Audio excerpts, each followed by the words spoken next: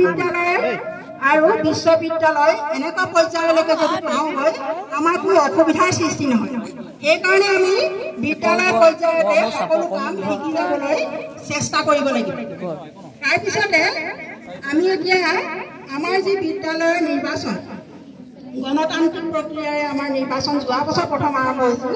গতিকে এইবাৰো আমাৰ গণতান্ত্ৰিক প্ৰক্ৰিয়াৰে আমি সুকলমে এই নিৰ্বাচনটো আগবঢ়াই লৈ যাম বুলি ভাবিছোঁ। আৰু এটা কথা ক'বলৈ বিচাৰিছোঁ, যথেষ্ট কষ্ট হয় এই নিৰ্বাচনৰ বাবে আৰু আমাৰ সময়ো প্ৰয়োজন হয়। গতিকে তেনে ক্ষেত্ৰত আমি যোৱা বছৰ দেখিছোঁ যিকেইজন বিজয়ী প্ৰাৰ্থী সেই প্ৰাৰ্থীকেইজন বিজয়ী হোৱাৰ পিছত চিনাকি পৰ্বহে হ'ল।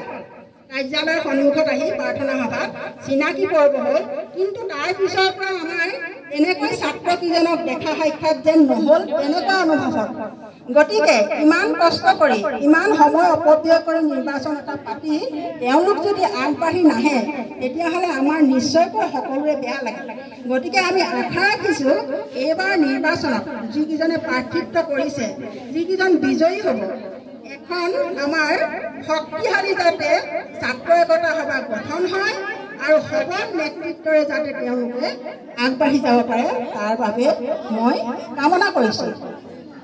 এতিয়া আমাৰ আছে যে আমাৰ 28টা বিভাগ 14টা বিভাগ 28জন আমাৰ প্ৰতিদ্বন্দ্বীয়ে প্ৰতিদ্বন্দ্বিতা কৰিছে।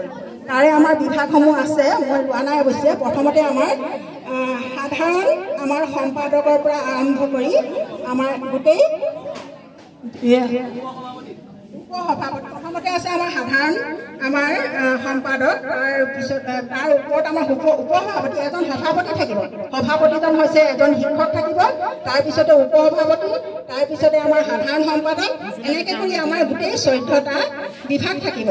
গতিকে আমাৰ সেই বিভাগসমূহৰ ভিতৰত আমি দেখিছোঁ এতিয়া যিবিলাক বিভাগ আছে, আমাৰ দেখিছোঁ সংগীতৰ বিভাগ, আমাৰ বিদ্যালয়ৰ সংগীতৰ যিমানবিলাক কাম হয় আৰু আমাৰ ৰাভা দিৱস বা জ্যোতি দিৱস, ভূপেন হাজৰিকা দিৱস বা প্ৰতিষ্ঠা দিৱস, এনেকুৱাবিলাকত যি সংগীতৰ আমাৰ কাৰ্যসূচী থাকে সেই কাৰ্যসূচীসমূহত যাতে আগবাঢ়ি আহিব পাৰে আৰু আমাৰ বিভাগীয় সংগীত বিভাগৰ শিক্ষক আছে, সেই শিক্ষকসকলৰ সহায়ত আমাৰ ছাত্ৰ ছাত্ৰীসকলে যাতে বাকী আৰু 20জন ছাত্ৰ ছাত্ৰী আগবঢ়াই লৈ আহিব পাৰে সেই আশা আমি কৰিছোঁ।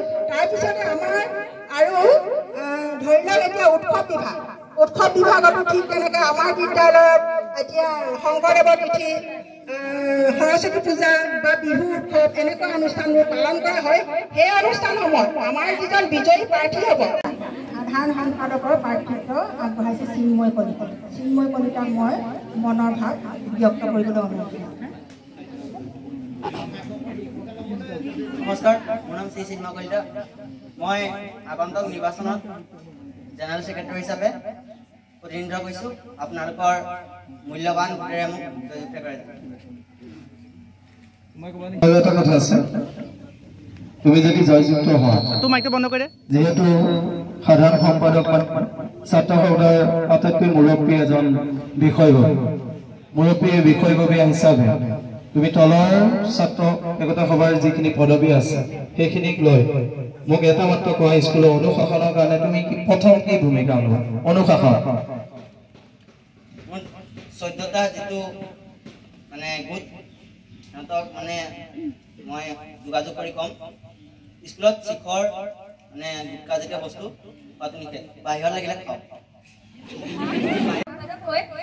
আমাৰ বিদ্যালয়ৰ উন্নয়নৰ বাবে 3টা কামৰ খতিয়ান লাগিব।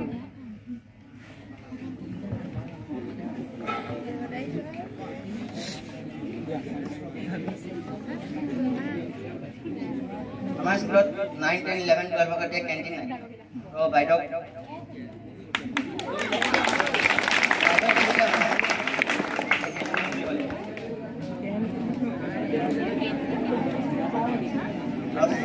আমাৰ চাইকেলবোৰ বাহিৰত চাইকেল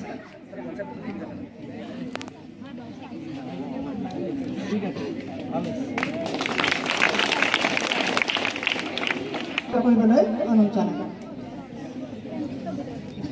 নমস্কাৰ, মোৰ নাম শ্ৰীমতী প্ৰীতি চাহু।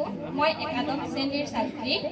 মই আগন্তুক হ'বলগীয়া ছাত্ৰ একতা সভাৰ নিৰ্বাচনত সাধাৰণ সম্পাদক হিচাপে প্ৰতিদ্বন্দ্বিতা কৰিছোঁ আৰু আপোনালোকৰ আশা কৰোঁ যাতে আপোনালোকৰ বহুমূলীয়া ভোটটো দি মোক জয়যুক্ত কৰে যে।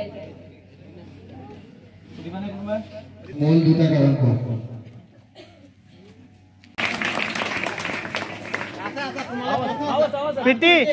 প্ৰীতি আৰু প্ৰশ্ন আছে? একো নাই, যিমান প্ৰশ্ন সুধিব সিমান ভাল।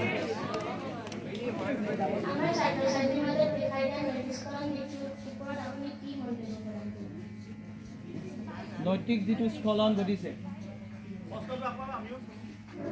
আমাৰ ছাত্ৰ ছাত্ৰীৰ মাজত যিটো নৈতিক স্খলন ঘটিছে সেইটো দিশত আপুনি কি আঁচনি গ্ৰহণ কৰিব?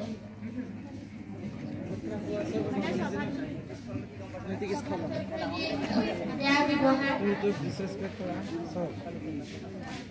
ছাৰ বাইদেউ হওক, লগৰ ল'ৰা ছোৱালী হওক, ভাল ব্যৱহাৰ নকৰে।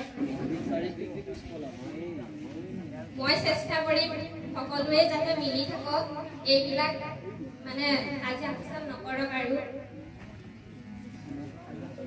সকলোকে ভালদৰে বুজাম।